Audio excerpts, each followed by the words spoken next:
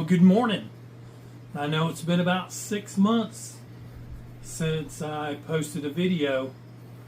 I've been working on a couple little projects here and there. We'll get into that later in the video.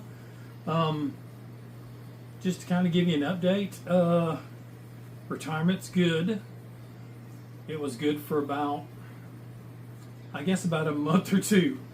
And I actually took a job working for the city of Sevierville at their convention center. Other than that, I'm not working that much. Sometimes it's only 20 hours a week. Sometimes it's 30 hours a week, which probably going to have to talk to them about that. I really don't want to work more than maybe 15 hours, maybe 10 hours, if that. But there's a lot of events coming up and stuff. I'm taking care of their surface lots and their parking garage, and when they're doing pay to park events there at the convention center. But anyhow, I've been kind of just doing me.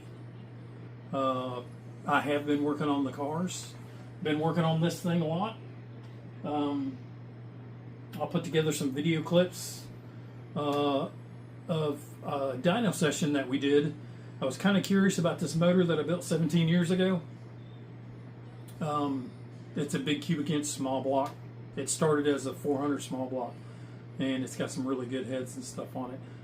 If you looked in the prior videos, you've probably seen where I changed this car back to a 4-speed. I put the original wheels back on it, got rid of the aluminum wheels I had on it, and kind of took that Pro Street look away from it. I'm planning on trying to do some drag and drive events, maybe Hot Rod Power Tour. Sick in the Smokies is coming up in October.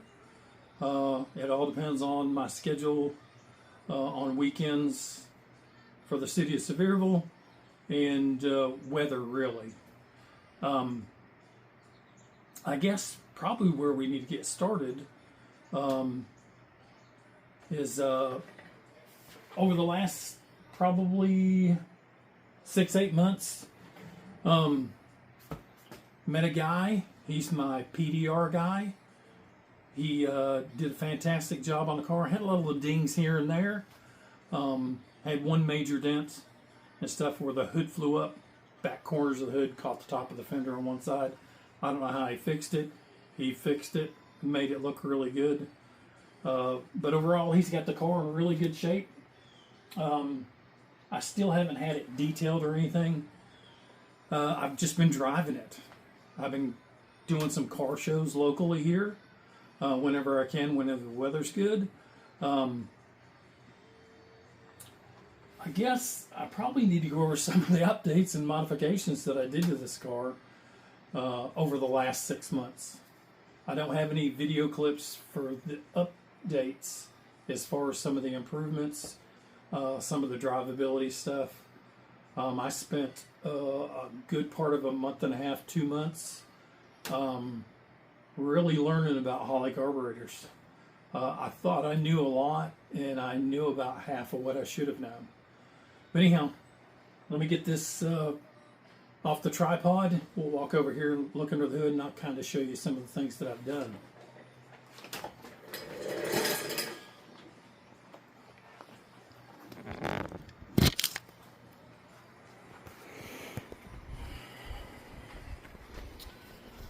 First of all, this big cubic inch small block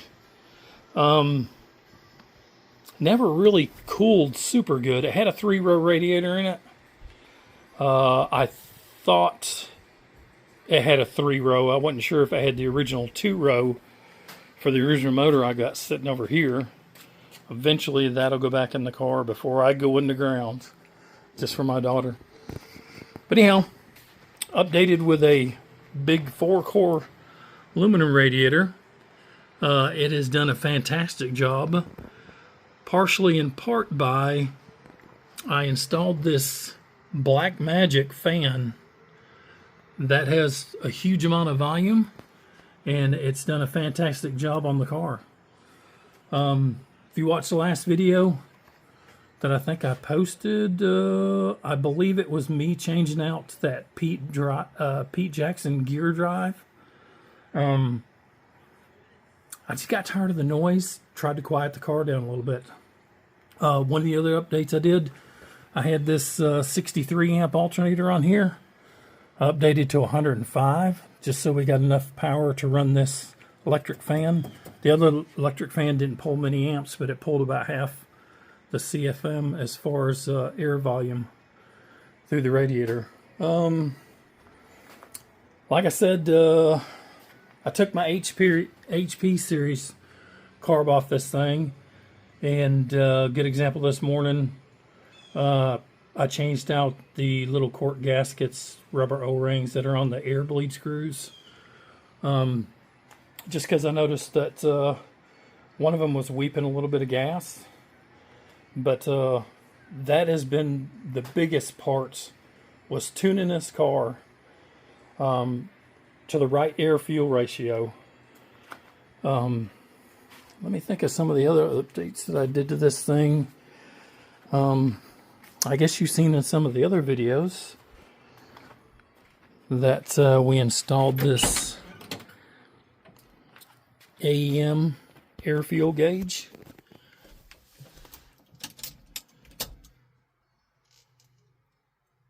And of course I'm running a vacuum gauge. That's how I did a lot of my tuning as far as cruise and stuff.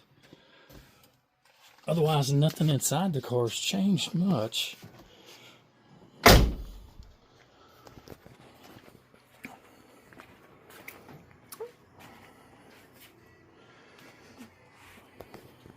Another issue I had was speedometer cable was doing a little jumping, so I actually replaced it. And after I replaced it, I realized that it was more than the speedometer cable that was the issue. Let me show you what we had here. This little speedometer gear. There's one big gear that's on the output shaft of the BorgWarner T10 aluminum case transmission. And this is the actual driven gear. The one that's on the tail shaft is the drive gear. This is the driven gear. And what had happened is the inside of that thing's square, but it got walled out. Had some issues with the speedometer, just finally quit. There's the original old center caps. I actually bought a new set. I'm just keep those. New set looks a whole lot better on the car.